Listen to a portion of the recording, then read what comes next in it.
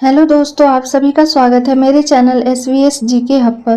तो आज की वीडियो में हम लोग रीजनिंग के कुछ इंपॉर्टेंट क्वेश्चन पढ़ेंगे जो रेलवे SSC के एग्ज़ाम के लिए काफ़ी इंपॉर्टेंट है। तो चलिए शुरू करते हैं। फर्स्ट क्वेश्चन, आज का पहला प्रश्न है, दिए गए प्रश्न में प्रश्नवाचक संख्या को ज्ञात कीजिए।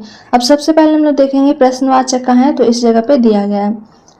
3 to 8 को क्या लिखा गया है, 4 लिखा गया है। तो सबसे पहले हम लोग इसके आपस के नंबर को जोड़ते हैं, 3 + 2 + 8 करते हैं तो कितना आ जाता है, 8 2 10, 10 और 3 13, 3 और 1 4 आ गया।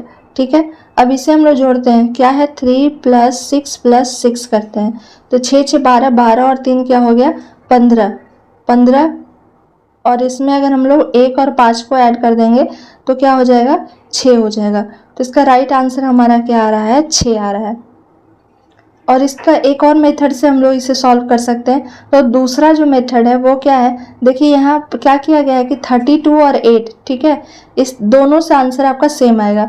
32 यानी कि पहले नंबर को जो है वो उसको डिवाइड किया गया है 8 से, तो जब हम लोग इसे डिवाइड करेंगे 8 से तो कितना आएगा 4 आ जाएगा, 4 टाइम्स में ये कट जाएगा। ठीक उसी प्रकार से 36 को हम लोग क्या करेंगे 6 से डिवाइड करेंगे, तो जब 36 को हम लोग 6 से डिवाइड करेंगे तो क्या आएगा 6 आएगा। यानी दोनों सिचुएशन में हमारा आंसर 6 आ रहा है। तो इस मेथड से भी हम लोग सॉल्व कर सकते हैं, ऐसे भी सॉल्व कर सकते हैं। अगर ऑप्शन में हमारा इसको ऐड करने के बाद क्या 6 नहीं आता, ठीक है, कोई और नंबर आता तो हम लोग इस मेथड से इसे सॉल्व कर सकते थे, लेकिन दोनों मेथड से हमारा 6 आ रहा है इसका value. Right answer option A हो जाएगा। नेक्स्ट क्वेश्चन देखते हैं, दिए गए पैटर्न में प्रश्न चिन्ह के स्थान पर क्या आएगा। अब देखिए प्रश्न चिन्ह इस स्थान पे दिया गया है, तो सबसे पहले हम लोग क्या करेंगे कि देखेंगे कि O है, O के बाद यहाँ T है, T के बाद क्या नंबर होगा। तो ये कोडिंग डिकोडिंग का क्वेश्चन है। सबसे पहले हमारे जो अल्फ़ाबेट के नंबर्स होते हैं वो हम लोग लिखेंगे। तो चलिए शुरू करते हैं। तो सबसे पहले फर्स्ट नंबर पे क्या आ रहा है, हमारा C है। C का जो आपका अल्फ़ाबेट में पोजीशन होता है वो क्या होता है 3 होता है। और फिर क्या है L है, L का क्या होता है, तो L का आता है 12, ठीक है, L का क्या आता है 12 आता है। तो जब हम लोग क्या करेंगे 12 और 3 ये दोनों को जोड़ेंगे तो क्या हो जाएगा 15 आ जाएगा।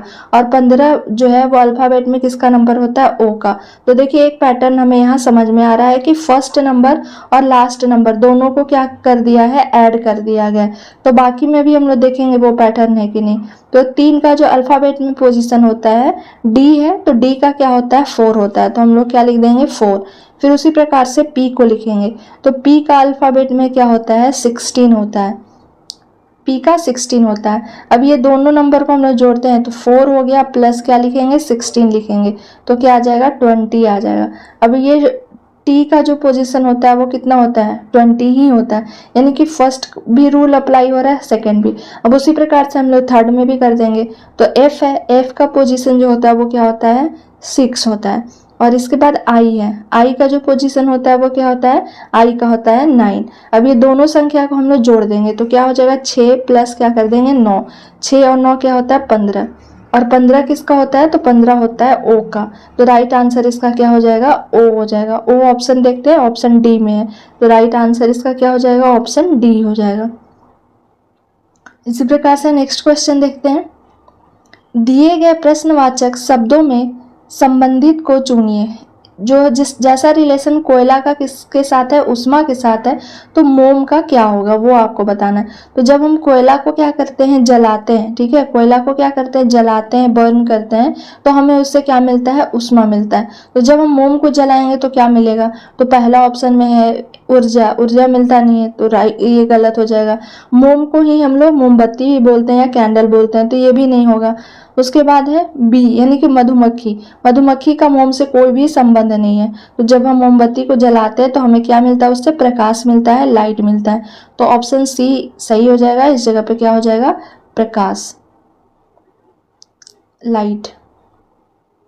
ऑप्शन सी राइट हो जाएगा इसका।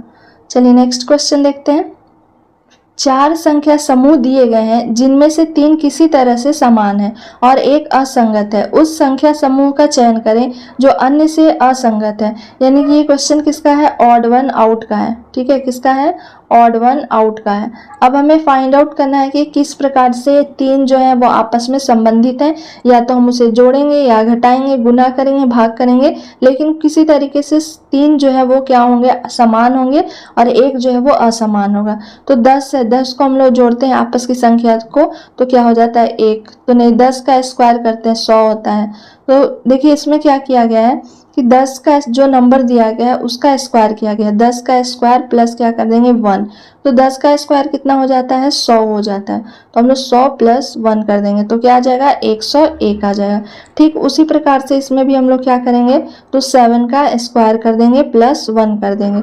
अब 7 का स्क्वायर जब हम लोग करते हैं तो क्या आता है, 41, 49 और 49 में हम लोग 1 को जोड़ेंगे तो क्या हो जाएगा, 50। इसमें भी देखिए क्या है, 3 का स्क्वायर करेंगे प्लस हम लोग क्या कर देंगे, 1 कर देंगे। तो 3 का स्क्वायर क्या हो जाएगा, 9 प्लस 1 करेंगे तो क्या हो जाएगा, 9 और 1 10। यानी कि देखिए स्क्वायर करके और प्लस 1 कर रहा है। अब जब इसमें हम लोग करेंगे 5 का स्क्वायर करते हैं और प्लस 1 करेंगे तो 5 का स्क्वायर 25 हो जाएगा, 25 और 1 क्या हो जाएगा, 26। जबकि हमारे यहाँ ऑप्शन में आपके क्या दिए गए हैं, सॉल्व करके 31। तो ये जो है वो भिन्न है, यानी कि अलग है। ये अगर इस जगह पे 26 होता तो ये तीनों के जैसे समान होते, लेकिन यहाँ क्या किया गया है, अलग है। ये भी फॉलो हो रहा है, ये भी और ये भी स्क्वायर करके प्लस 1 कर रहे हैं, लेकिन ऑप्शन सी जो है ये रूल को फॉलो नहीं कर रहा और इसी को हमको बताना था कि कौन सा असंगत है। तो इसका राइट आंसर क्या हो जाएगा, ऑप्शन सी हो जाएगा। चलिए नेक्स्ट क्वेश्चन देखते हैं। निम्नलिखित में से उस वेन आरेख को चुनिए जो दिए गए वर्गों के बीच के संबंध को सर्वश्रेष्ठ निरूपित करेगा। सबसे पहले है अमरूद आलू सब्जी, तो हम लोग बनाते हैं, ये अमरूद हो गया और ये क्या हो गया, आलू। नेक्स्ट क्या कह रहा है, सब्जी। तो सब्जी के अंतर्गत आलू आ सकता है लेकिन अमरूद नहीं आ सकता। अमरूद क्या है, तो अमरूद एक फल है जबकि आलू एक सब्जी है। तो ये आलू को हम लोग बनाए हैं तो ये क्या हो सकता है, यहाँ सब्जी हो सकता है, क्योंकि सब्जी के अंतर्गत हम लोग आलू को लिख सकते हैं। तो ऐसा हमारा वेन डायग्राम बन रहा है। अब ऐसा वेन डायग्राम हम लोग देख रहे हैं, ऑप्शन ए में नहीं है, बी में नहीं है, सी में है। तो राइट आंसर इसका क्या हो जाएगा, ऑप्शन सी हो जाएगा। चलिए नेक्स्ट क्वेश्चन देखते हैं। उस विकल्प का चयन कीजिए जो तीसरे अक्षर समूह को दूसरे अक्षर समूह से उसी प्रकार संबंधित करता है जिस प्रकार दूसरा अक्षर समूह पहले अक्षर समूह से संबंधित है। अब इसमें हम लोग देखेंगे कि क्या होगा। शुगर को HFTZI लिखा है तो टी को आपको बताना है क्या लिखेगा। तो सबसे पहले देखिए एस है, तो एस कुछ का जो आपका अल्फाबेट में होता है वो लेटर क्या होता है हम लोग वो देखेंगे, यानी इससे इसका क्या रिलेशन है। तो कोडिंग डिकोडिंग में हम लोग जानते हैं कि ए का अपोजिट जो होता है वो क्या होता है, जेड होता है। बी का अपोजिट क्या होता है, वाई होता है। सी का अपोजिट क्या होता है, एक्स होता है। उसी प्रकार से डी का अपोजिट क्या होता है, डब्ल्यू होता है। ऐसे आपके अपोजिट होते जाते हैं। ई है, ई का अपोजिट क्या होता है, वी होता है। ये सब काफ़ी इंपॉर्टेंट है एग्जाम में याद रखने के लिए, क्योंकि आसानी से हम लोग क्वेश्चन को सॉल्व कर लेते हैं। तो इसमें देखिए वही है, एस का जो है वो अपोजिट क्या होता है, एच होता है। तो अपोजिट को लिखा है। यू है, यू का अपोजिट क्या होता है, एफ। यानी कि सारे में क्या लिखे गए हैं, तो जो अपोजिट नंबर होता है उसे इसमें लिखा गया है। जी है, जी का अपोजिट क्या होता है, टी होता है, तो टी लिखा है। ए का अपोजिट क्या होता है, जेड, तो जेड लिखा है। आर का अपोजिट क्या होता है, आई। यानी कि एक दूसरे का जो अपोजिट है वो लिखा गया है। तो उसी प्रकार से हमसे क्या पूछ रहा है, टी ई ए का पूछ रहा है। तो टी का अपोजिट क्या होता है, टी का अपोजिट हो जाता है जी। अभी देखिए हम लोग क्या लिखे हैं, ई, और ई का अपोजिट क्या होता है, वी। तो हम लोग क्या लिख देंगे, जी वी हो गया। ए का अपोजिट देखिए क्या लिखे हैं, जेड, तो जी वी जेड इसका राइट आंसर आ रहा है। ऑप्शन सी में है तो इसका राइट आंसर ऑप्शन सी हो जाएगा। बस इसका अपोजिट लिख देना है। चलिए नेक्स्ट है, निम्नलिखित आकृति श्रृंखला में आने वाली अगली आकृति का चयन करिए। देखिए पहला का जो दूसरे से रिलेशन है वही हम लोग इसका रिलेशन फाइंड आउट करेंगे। तो सबसे पहले देखिए कि ये लाइन ऐसे था, ठीक है, उसके बाद ये क्या हो गया, इस डायरेक्शन में चला गया है, ठीक है।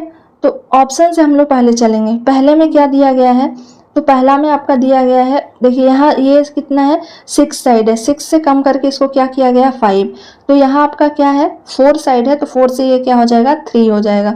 तो चलिए देखिए, एक बार इधर आया है, ये वाला जो लाइन है ऐसे हुआ है, इधर के बाद इधर आया है, फिर ये है, तो ये लाइन नेक्स्ट टाइम में कहाँ जाएगा, ऐसे जाएगा, ठीक है। फिर आप ये वाला जो डॉट है उसको देखिए, डॉट इसके बाद कहाँ गया है, तो नेक्स्ट में आया है, इसका जस्ट अपोजिट साइड में, तो ये नीचे है, तो नीचे का भी क्या होगा अपोजिट, क्योंकि ऊपर में ये ब्लैक जो स्पॉट दिया गया है तो ऊपर के ही साइड में गया है, तो ये नीचे है, तो ये कहाँ जाएगा, नीचे के साइड में ही जाएगा।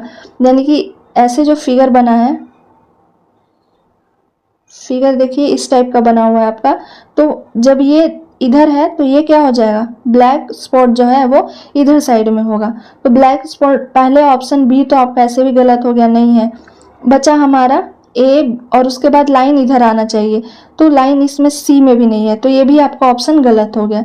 अब देखिए जो आपका ऊपर में था ये 5 6 है, ये 6 वाले को 5 ऊपर में ही किया गया है, तो ये नीचे है तो नीचे में ही 4 है, तो 4 से जब 3 करेंगे तो हमारा क्या बनेगा, तो रेक्टेंगल बन जाएगा, 3 साइड्स का बनेगा।